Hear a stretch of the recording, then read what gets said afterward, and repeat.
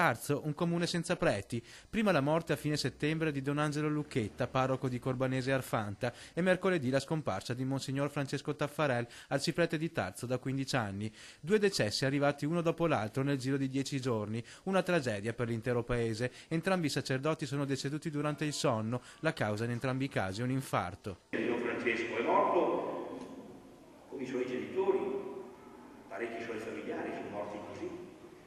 È morto a pochi giorni di distanza, come ricordavo poco fa, di Don Angelo, suo caro compagno di età e di messa, in modo molto simile a lui. I 2 lutti hanno lasciato l'intera comunità senza una guida e con il calo delle vocazioni la diocesi non riesce per il momento a trovare un sostituto che possa reggere le parrocchie del comune trevigiano e il paese è scosso. Non ci sono sacerdoti, perciò aspetteremo, vedremo. Comunque è stata una brutta cosa, ecco.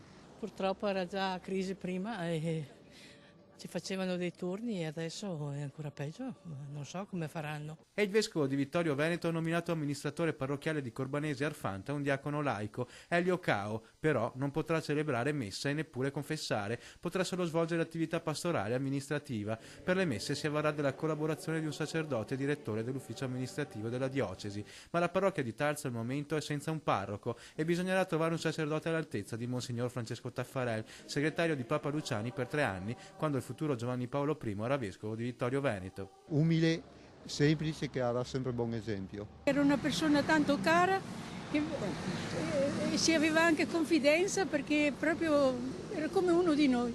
Persona molto umile, molto brava e veramente in gamba. Oggi dovevamo fare la gita alla Verna insieme, un pellegrinaggio, e purtroppo siamo qui a commemorarlo.